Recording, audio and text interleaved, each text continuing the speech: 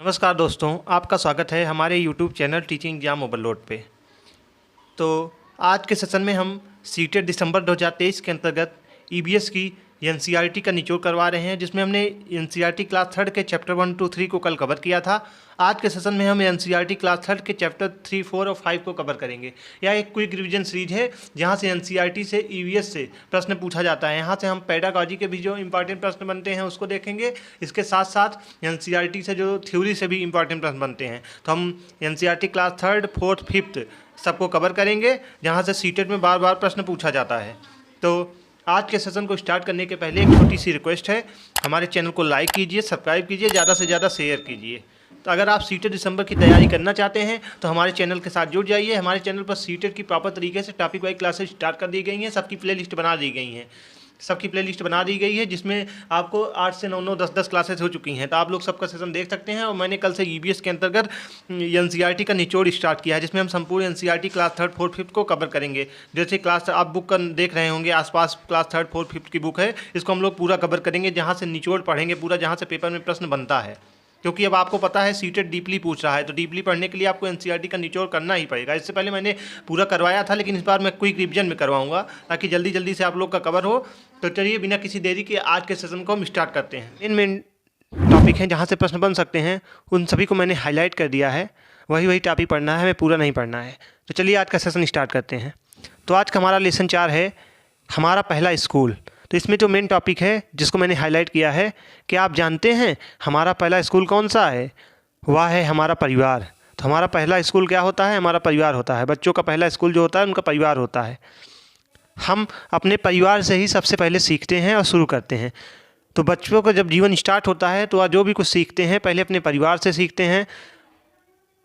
परिवार ही उनका पहला स्कूल होता है, उसके बाद वो स्कूल में आते हैं। तो स्कूल में आने के पहले बच्चे जो कुछ भी सीखते हैं वो अपने परिवार से सीखते हैं। चलिए आगे देखते हैं। आगे इसमें बच्चों से हमें प्रश्न करना चाहिए, तुम्हारी कौन सी बात परिवार से किससे मिलती जुलती है? जैसे तुम्हारी आवाज़, तुम्हारी आंखें, तुम्हारे बाल, तुम्हारी चाल किससे और कैसे। आओ अब अनवरी के परिवार के बारे में कुछ पढ़ें। अनवरी के परिवार के सभी बड़े लोग धोबी का काम करते हैं। परिवार के सभी सदस्य अपनी अपनी तरह के कपड़े धोने, सुखाने, इस्त्री करने में हाथ बटाते हैं। अनवरी और उसका चचेरा भाई तौफीक भी अब यह काम सीख रहा है। क्या तुम्हारा परिवार भी मिलकर कोई काम धंधा करता है? यदि हाँ तो क्या? ऐसा प्रश्न हमें बच्चों से करना चाहिए। इस काम पर तुम क्या मदद करते हो? बच्चे से ऐसा हमें प्रश्न करना चाहिए, इससे बच्चे की जिज्ञासा बढ़ती है। तो यहाँ से मेन टॉपिक बनता है जहाँ से प्रश्न बन सकता है, हमारा परिवार एक दूसरे से बहुत कुछ सीखते हैं। अनवरी के चाचा ने उसे और परिवार के सभी बच्चों को साइकिल चलाना सिखाया। वैसे ही हम भी अपने परिवार से काफ़ी कुछ सीखते हैं। तो यहाँ से प्रश्न बनता है कि बच्चों का पहला परिवार कौन सा होता है, या बच्चों का पहला स्कूल कौन सा होता है? तो पहले बच्चों का पहला स्कूल हमारा परिवार होता है, जहाँ से हम सब कुछ सीखते हैं। तुमने भी परिवार से बहुत कुछ सीखा है, क्या और किससे? क्या किसी ने तुमसे भी कुछ सीखा है? ऐसा प्रश्न हमें बच्चों से करना चाहिए। जब मुझसे कोई गलती हो जाती है तो मैं किसके पास जाता हूँ या क्या करता हूँ? ऐसा प्रश्न हमें बच्चों से करना चाहिए। आगे देखते हैं। यहाँ से प्रश्न बन सकता है पेडागॉजी का, बच्चों से अपने परिवार वालों को हंसने, गाना गाने आदि के तरीकों के बारे में बातचीत करवाई जाए, जिससे वे अपने परिवार के लोगों को खासियत भी पहचान सकें। चलिए आगे देखते हैं। छोटू का घर, अगला अध्याय है लेसन 5, छोटू का घर। ये देखिए छोटू पहली बार मुंबई आया था, उसका घर दिखाया गया है इसमें फिगर के माध्यम से। इसमें मेन टॉपिक जो है इसको देखते हैं। चित्रों से छोटू की कहानी बताई गई है, जिसमें बताया गया है कि छोटू ने पाइप को देखकर क्या सोचा, छोटू ने पाइप को किस तरह से इस्तेमाल किया, छोटू के पाइप और आसपास की जगह को कौन से हिस्सों में बांटा, छोटू को इस घर में कौन कौन से हिस्से में ज़्यादा समय बिताना पसंद होगा, छोटू ने मोनू को भी पाइप में रहने को क्यों कहा होगा, जो कि फिगर के माध्यम से समझाया गया है। पाइप के माध्यम से छोटू का घर दिखाया गया है। तो देखते हैं इसमें मेन टॉपिक जो बनेगा। मेन टॉपिक यहाँ से बनता है, मकान कब घर बन जाता है, इस पर चर्चा करवाना। जैसे मकान और घर में अंतर को स्पष्ट कीजिए। तो बच्चों के हमें मकान कब घर बन जाता है, जब हम एक मकान में माता पिता के साथ रहते हैं, जब उसमें भाई चाचा के भी लड़के सब आ जाते हैं, नया घर, ईंट का नया घर बन जाता है, तो घर में आ जाते हैं, मकान बन जाता है। तो यही सब बच्चों से हमें चर्चा करनी चाहिए, मकान घर में क्या अंतर होता है। पहले हम कैसे घर में रहते थे, अब कैसे घर में रहने लगते हैं। तो बच्चों से हमें ऐसे वार्तालाप करना चाहिए जिससे बच्चों की जिज्ञासा बढ़ती है, बच्चों की सृजनात्मकता शक्ति बढ़ती है। चलिए आगे देखते हैं। बच्चों से हमें प्रश्न करना चाहिए, अपने घर का चित्र कापी में बनाओ, उसमें रंग भी भरो। तुम्हारे घर में कौन कौन रहते हैं? छोटू ने पाइप को अलग अलग हिस्सों में बांटा, तुम भी अपने घर के अलग अलग हिस्सों के नाम लिखो। ऐसे प्रश्न हमें बच्चों से करना चाहिए जब बच्चों की सीखने के प्रति सृजनात्मकता पैदा हो और जिज्ञासा बढ़े और वह सीख सकें आसानी से। यहाँ से जो मेन टॉपिक बनता है वह बनता है, बच्चों से उनके घर की बातचीत को संवेदनशीलता से करने की ज़रूरत है। हमें बच्चों से उनके घर की जो बातचीत होती है उन्हें संवेदनशीलता से करने की ज़रूरत है। घर अलग अलग तरह के होते हैं, यह बात ध्यान में रखते हुए पाठ में कमरों के बजाय घर के हिस्सों का प्रयोग किया जाए। घर के हिस्सों में विशिष्ट व्यक्तियों का जाना या ना जाना उनके घर के तौर तरीक़ों को दर्शाता है। तो हमें बच्चों से बड़े ही संवेदनशीलता से उनके घर परिवार के बारे में बातचीत करना चाहिए। घर अलग अलग तरह के होते हैं या बहुत ध्यान में रखते हुए पाठ में कमरों के बजाय उन घर के हिस्सों के बारे में हमें बच्चों से बात करना चाहिए कि तुम्हारा इस हिस्से में क्या है, घर के उस हिस्से में कहाँ है, तुम्हारा स्टडी रूम कहाँ है, तुम्हारी किचन कहाँ है। ऐसे प्रश्न हमें बच्चों से पूछना चाहिए, ना कि घर के अलग अलग तरह के बारे में पूछना चाहिए। चलिए आगे देखते हैं। एक कविता दी गई है, घर प्यारा। सदा यही तो कहती हो माँ, घर या सिर्फ हमारा अपना, लेकिन माँ कैसे मैं मानूँ, घर तो या कितनों का अपना। देखो तो कैसे चूहे खेल रहे हैं पकड़म पकड़ी, कैसे मच्छर टहल रहे हैं, कैसे मस्त पड़ी है मकड़ी। और छिपकली को तो देखो चलती है जो गश्त लगाती, अरे कतारें बांधे बांधे कहीं चींटियाँ दौड़ी जाती। और इधर आंगन में देखो पंछी कैसे झपट रहे हैं, बिल्कुल दीदी और मुझ जैसी किसी बात पर झगड़ रहे हैं। इसलिए तो कहता हूँ माँ, घर ना समझो सिर्फ हमारा, सदा सदा से भी जो भी रहता सबका ही है घर ये प्यारा। तो बच्चों के टोली के माध्यम से यह कविता बताई गई है। बच्चा कहता है कि घर में हम ही अकेले नहीं रहते हैं, उसमें मकड़ियाँ भी रहती हैं, चूहे भी रहते हैं, वही से बताया गया है। एक बात यहाँ से प्रश्न यहाँ से बन सकता है, क्या आप जानते हैं चूहों की देखने की क्षमता कम परंतु सूंघने और छूने तथा स्वाद वाली क्षमताएं बहुत ही तीव्र होती हैं। सीटेट में बार बार यहाँ से प्रश्न बनता है कि चूहों की देखने की क्षमता कम होती है और सूंघने और छूने और स्वाद वाली क्षमताओं में बहुत ही तीव्र होती है। इसको इम्पॉर्टेंट नोट कर लीजिएगा क्योंकि पेपर में बार बार पूछा जाता है। अब आगे देखते हैं। टॉयलेट का उपयोग। सिम्मी ने देखा कि उसका दोस्त बिल्लू अचानक ठीक महसूस नहीं कर रहा है, वह उससे बात भी नहीं कर रहा है। सिम्मी, बिल्लू क्या हुआ? तुम बहुत ही सुस्त लग रहे हो। बिल्लू, मुझे नहीं पता टॉयलेट कैसे इस्तेमाल करना है। हमेशा ही तरह हीरो मैडम मुझे फिर से टॉयलेट ठीक से ना इस्तेमाल करने पर डांटेंगी। सिम्मी, तो फिर तुम टॉयलेट का प्रयोग ठीक से क्यों नहीं करते?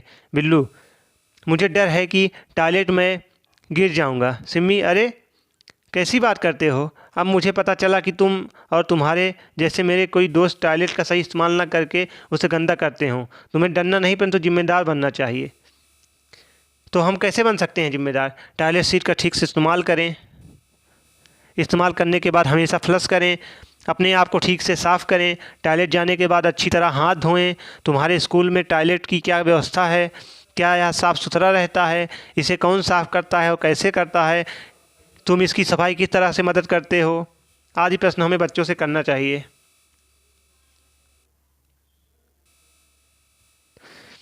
क्या आप जानते हो, यहाँ से प्रश्न इम्पॉर्टेंट बन सकता है, आइए देखते हैं। गांधी जी का 150वां वर्षगांठ के लिए स्वच्छ भारत अभियान की शुरुआत की गई थी।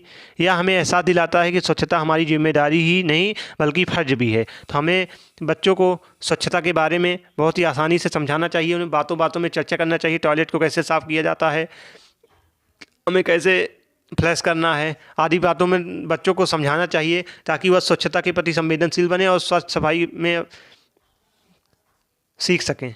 ठीक, चलिए आगे देखते हैं।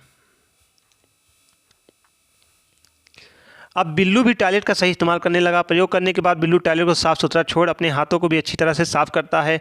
क्या तुम भी किसी साफ़ टॉयलेट में जाना पसंद करोगे? अपने इस्तेमाल के बाद उसे वैसा ही छोड़ोगे जैसा तुम्हें चाहिए? तुम कब लगता है कि तुम्हारे हाथ गंदे हो जाते हैं? खुद को साफ रखने के लिए तुम्हें क्या क्या करना चाहिए? सूची बनाइए। नहाना और दांत साफ करना, नाखून काटना, ऐसा प्रश्न हमें बच्चों से करना चाहिए ताकि वो स्वच्छता के प्रति जागरूक हों। और जब ऐसा उनसे प्रश्न करेंगे तो बच्चा ऐसे अपने जीवन यापन में डेली यूज करने लगेंगे और स्वच्छता बरतने लगेंगे। ठीक, चलिए आगे देखते हैं। बच्चों से हमें ऐसा प्रश्न पूछना चाहिए, तुम्हें अपने घर का कूड़ा कचरा कहाँ डालते हो? क्या तुम्हारे घर के आसपास सफाई रहती है? लता का घर इस तरह से सजा है, क्या तुम अपने घर को किसी खास तरह से सजाते हो? हमें बच्चों से ऐसा प्रश्न करना चाहिए ताकि बच्चे भी साफ़ सफाई करें, अपने घर को देखभाल करें, अपने घर को साफ़ सुथरा रखें। अपने साथियों से पता करो कि अपने घर को कब और कैसे सजाते हैं, तुम अपने घर को किन किन चीज़ों से सजाते हो, ये सब प्रश्न हमें बच्चों से पूछना चाहिए। तो यहाँ से मेन इंपॉर्टेंट टॉपिक जो बनता है, जिसे मैंने हाईलाइट किया है, पाठ में प्रत्येक बच्चे को से उसके घर की सजावट के बारे में हमें प्रश्न पूछा गया है। बच्चों से विभिन्न अवसरों पर घर सजाने की प्रक्रिया पर बातचीत से स्थानीय सामग्री के उपयोग तथा त्यौहार मनाने के महत्व को उभारा जा सकता है।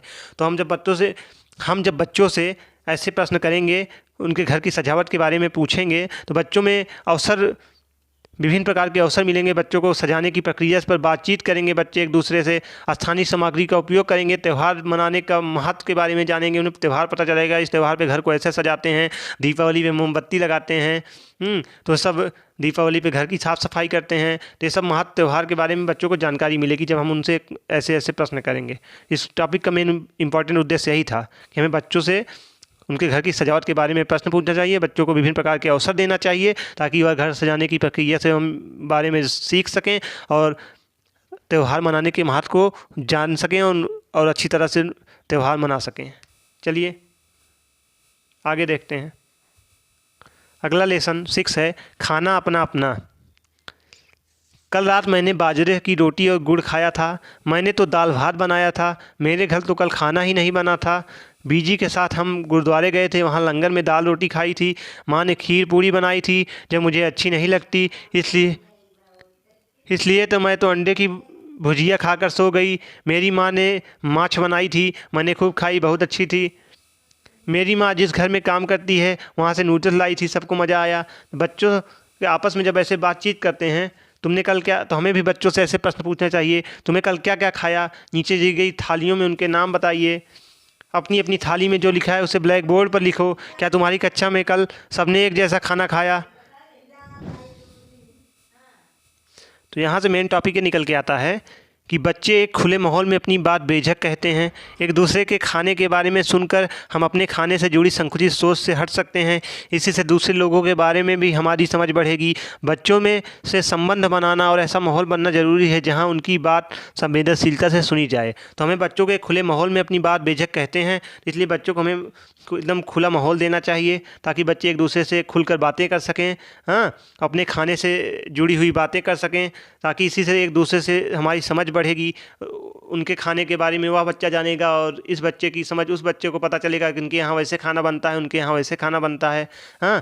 तो ये सब समझ विकसित करने के लिए बच्चों को खुला वातावरण देना चाहिए और बेझिझक उन्हें बात करने का पूरा अवसर देना चाहिए ताकि वह संबंध और इससे बच्चों का एक दूसरे से अच्छा संबंध भी बन जाएगा। और ऐसा माहौल ज़रूरी है जहाँ बच्चे बात को बड़े संवेदनशील से सुनी जा सके। चलिए आगे देखते हैं। अपना अपना खाना। विपुल के परिवार में कुछ लोग कई चीज़ें नहीं खाते हैं। जो वह खाता है, सोचो उसके परिवार के लोग वह चीज़ें खाते ही नहीं हैं या खा ही नहीं सकते। आओ विपुल के परिवार के बारे में पढ़ें। स्कूल से घर जाते जाते विपुल ने एक भुट्टा खरीदा। भुट्टा खाते खाते विपुल घर से घुसा और माँ से पूछा, माँ छुटकी कहाँ है? पहले तो मैं उसे ही देखूंगा। माँ ने हंसते हुए कहा, छुटकी ऊपर कमरे में है। विपुल ने दादी का हाथ पकड़कर कहा, दादी तुम भी चलो ना। माँ ने कहा, रुको, मैंने बाकी रोटी दाल में डाल कर रखी है, पहले वह खा तो लो। बेटा आज तो दाल में शक्कर ठीक से डाली है ना? यहाँ नागपुर आकर तुम लोग अपना खाना भूलते जा रहे हो, दादी ने माँ से कहा। माँ ने जवाब दिया, वाह मैंने चख कर देखी है, बढ़िया बनी है, मैं दादी का खाना भी ऊपर ले आया हूँ। कहते हुए विपुल ने थाली उठाई और फटाफट सीढ़ियाँ चढ़ गया। दादी जल्दी चढ़ो ना, विपुल ने पुकारा। दादी ने कहा, जब मैं तुम्हारी उम्र की थी तब मैं इतनी देर में सीढ़ियों तो क्या पहाड़ भी चढ़ जाती थी। विपुल ने अंदर आकर जब अपना भुट्टा मामी को थमाया और हाथ धोकर छुटकी को उठा लिया, अचानक छुटकी ने रोना शुरू कर दिया। यह सब ऐसे चुप नहीं होगी, इसे भूख लगी है, कहते हुए मामी छुटकी को दूध पिलाने बैठ गई। दादी सीढ़ियाँ जल्दी क्यों नहीं चढ़ पाई? दादी को दाल की तरह से खाना पसंद है। कहानी सुनाने के बाद हमें बच्चों से ऐसा प्रश्न पूछना चाहिए, इससे बच्चों में जिज्ञासा होगी, वह कई तरह तरह के आंसर देंगे और बेझिझक उत्तर देंगे और उनकी एक दूसरे के प्रति संवेदनशीलता बनेगी। तो यहाँ से जो मेन इम्पॉर्टेंट टॉपिक बनता है,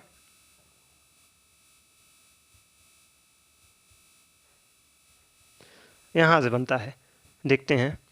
आओ अब कुछ लोगों से बात करें और पता लगाएं उन्हें क्या खाना अच्छा लगता है। जैसे लीचेन है, लीचेन के बारे में यहाँ से प्रश्न बनता है। मैं हांगकांग में रहती हूँ, मुझे और मेरी माँ को सांप खाना बहुत पसंद है। हाँ, जब भी हमारी सांप खाने की इच्छा होती है तब हम पास के एक होटल में जाकर लिंग वू फेन खाते हैं। तो यहाँ से प्रश्न यह बनता है, लिंग वू फेन कहाँ का खाना है? तो यह हांगकांग का खाना है। इसको याद कर लीजिएगा, हांगकांग में कौन सा खाना खाया जाता है, यह भी प्रश्न बनता है सीटेट में। तो लिंग हू फेन बनता है। ठीक, तो यहाँ से यही प्रश्न बनेगा कि लिंग हू फेन कहाँ का खाना है, तो यह हांगकांग का खाना है।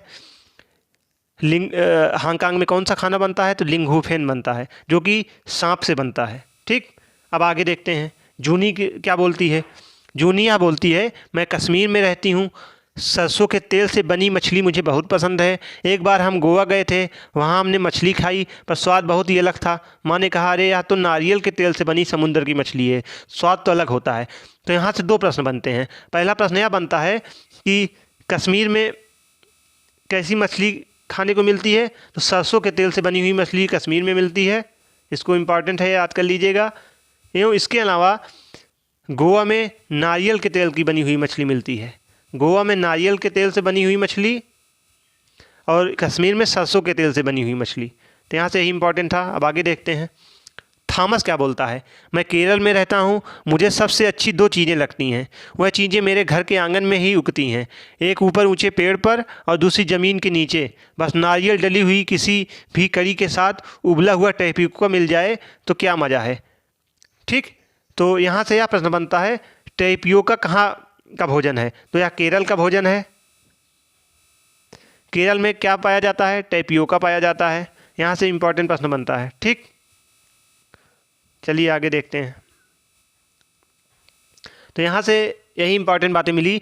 बच्चों में भोजन की जुड़ी विविधता पर खुलकर चर्चा करें, उनके परिवार से जुड़े अनुभव सुनें और भोजन में विविधता का सम्मान दें। तो हमें बच्चों को भोजन से जुड़ी हुई विविधताओं के बारे में खुलकर चर्चा करनी चाहिए, ताकि बच्चे अपने अपने घर के भोजन के बारे में चर्चा करें कि हमारे यहाँ ऐसा प्रकार का भोजन बनता है। सब आपस में एक दूसरे से बातचीत करेंगे, उनके बीच डर खत्म होगा, एक दूसरे से मिलजुल कर रहेंगे, उनके बीच अच्छा संबंध बनेगा। हाँ, अपना अनुभव एक दूसरे के साथ साझा करेंगे, सुनेंगे और उनके परिवार से जुड़े अनुभव सुनेंगे और भोजन में विविधता को सम्मान देंगे। तो भोजन में किसके यहाँ कैसे प्रकार का भोजन बनता है, सब में विविधता आएगी।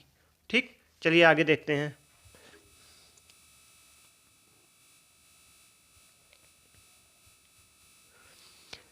कहाँ क्या खाया जाता है यह आखिर निर्भर किस पर होता है। दिए गए कारणों में से जो तुम्हें सही लगे उस पर टिक लगाओ। इसके अलावा जो कारण और हो सके और खाली जगह में लिखो। वहाँ क्या आसानी से मिलता है, क्या खरीद सकते हैं, वहाँ के रीति रिवाज कैसे हैं। ऐसे प्रश्न हमें बच्चों से करना चाहिए। जो चीज़ें खाई जाती हैं उन पर निशान लगाओ। यदि तुम्हें किस चीज़ के बारे में नहीं पता तो शिक्षक को तुम पूछ सकते हो। जैसे केले के फूल, इसकी सब्जी खाई जाती है, सहजन के फूल के पकौड़े बनते हैं। हाँ, ऐसे ऐसे जो आपको पता हो। बच्चों के साथ टिक लगाने के लिए बोला जाए, कलौंजी खाई जाती है।